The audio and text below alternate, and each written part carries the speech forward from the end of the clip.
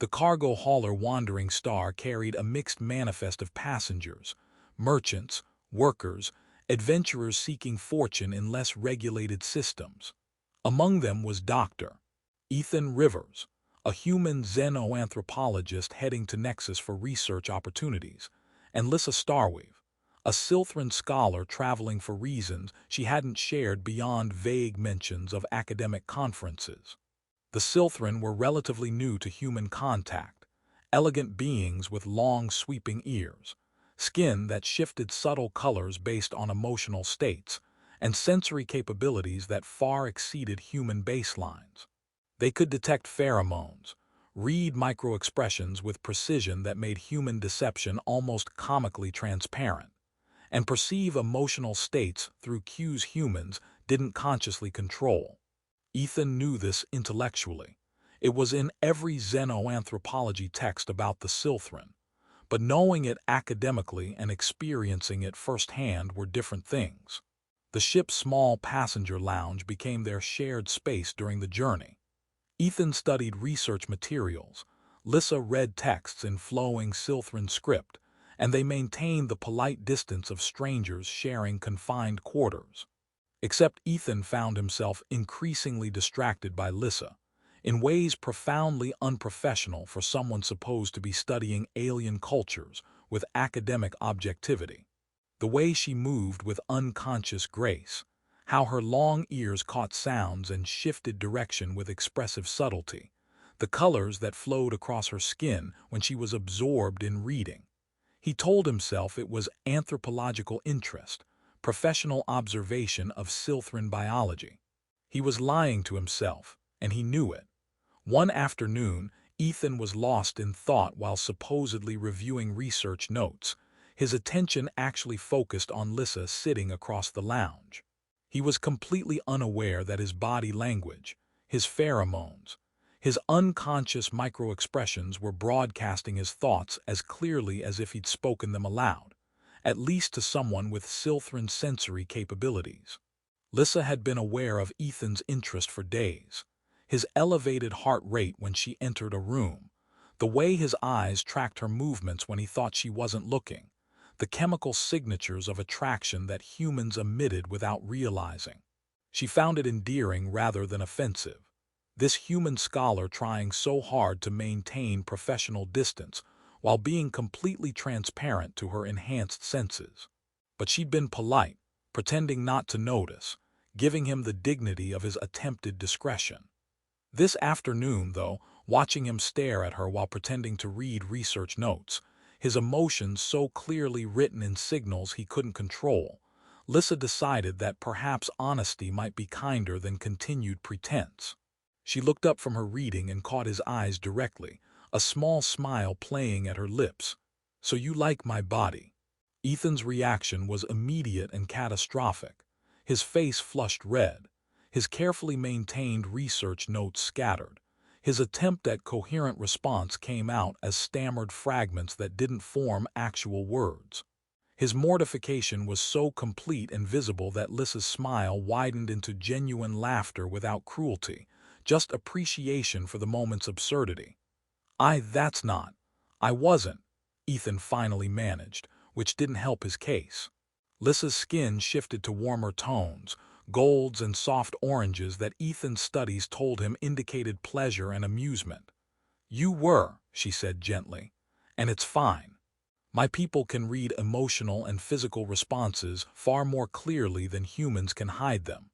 You've been attracted to me for approximately 8 days now, trying very professionally to pretend otherwise. It's quite sweet, actually." The directness was shocking. Silthren culture apparently didn't dance around subjects the way human social protocols demanded.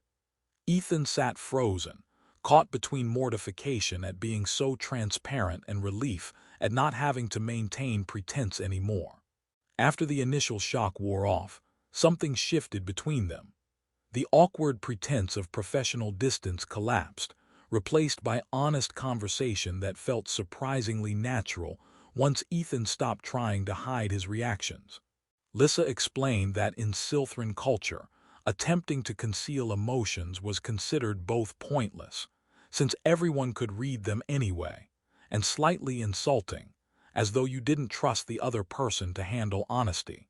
She'd been waiting for Ethan to acknowledge his interest directly rather than continuing the uncomfortable charade. "If you could tell I was interested, why didn't you say something sooner?" Ethan asked. Lyssa's response carried gentle directness. "Because your interest isn't inappropriate unless it becomes pushy or demanding. You've been perfectly respectful. Looking is natural. Appreciating someone's appearance is normal across species. I was simply waiting to see if you'd ever acknowledge it, or if you'd spend the entire journey pretending your academic interest was purely professional." She paused, and her skin shifted to deeper golds with hints of rose. "And because I've found myself equally interested in you, which seemed worth exploring rather than ignoring." The confession was stunning in its honesty. Ethan realized that while he'd been agonizing over whether finding her attractive was unprofessional, she'd been reading his interest clearly and deciding it was mutual and worth pursuing. Over the following days, their dynamic transformed. Lyssa taught Ethan to read the color shifts in her skin, the emotional language her people used unconsciously. Ethan shared human perspectives on attraction and relationships, explaining the complex social protocols humans built around something Silthren handled with straightforward honesty. They discovered humor in the cross-cultural miscommunication. Ethan thinking he was being subtle while being completely transparent. Lyssa waiting patiently for him to acknowledge what she could read in every physiological response. The journey to Nexus became less about the destination and more about the connection forming between them. Conversations ranged from academic discussions to more personal revelations about hopes, fears, and the loneliness of traveling far from home. Lyssa shared that Silthren directness about emotions came from evolutionary history. Her people developed advanced empathic and sensory capabilities as survival traits, and their culture adapted to make emotional honesty the foundation of all relationships. Hiding feelings in Silthren society was like humans trying to hide body language, technically possible, but exhausting and ultimately counterproductive. Ethan explained that human culture's elaborate protocols around attraction developed partly from not being able to read each other as clearly as Silthren could, creating need for explicit verbal communication and social rules to navigate uncertainty. Near the end of their journey, Ethan asked what happens when they reach Nexus, whether this connection ends with the voyage or continues. Lyssa's response was characteristically direct. "That depends on whether you're brave enough to pursue something with someone who can read your every emotional response, who will always know when you're attracted, annoyed, happy, or hiding hurt." Silthrin relationships require vulnerability that humans often find terrifying. You can't maintain comfortable lies or protective distance with someone who sees through them instantly. Ethan considered carefully. The idea of being that transparent should be overwhelming. Instead, he found it oddly liberating. "I've spent 8 days trying to hide how I felt about you, and apparently failed completely from the start. Maybe being with someone I can't hide from is exactly what I need. Honesty by necessity rather than choice." Lyssa's smile was radiant, her skin displaying vibrant golds and warm roses that needed no translation. "Then yes, this continues beyond Nexus. Though I should warn you, my family will read you just as clearly as I do, and Silthrin courting rituals are significantly more direct than human ones." As the wandering star approached Nexus Station, Ethan reflected on how his attempt at professional objectivity crumbled the moment Lyssa called him out with gentle humor, how embarrassment transformed into genuine connection when pretense gave way to transparency. He was heading into a relationship where he'd never be able to hide his feelings, where every emotional response would be read and known, where vulnerability was built into the foundation.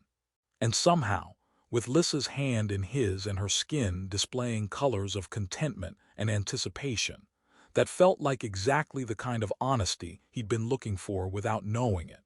Lyssa leaned close and whispered with that same teasing humor that started everything. "You're nervous about meeting my family, your heart rate just increased, and you're wondering if this is moving too fast.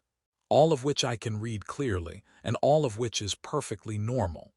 Being known completely can be frightening, but it also means you never have to wonder if you're truly accepted.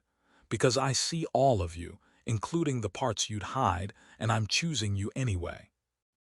Ethan realized that was the gift of Silthren directness, not just the impossibility of hiding, but the certainty of being fully known and still chosen.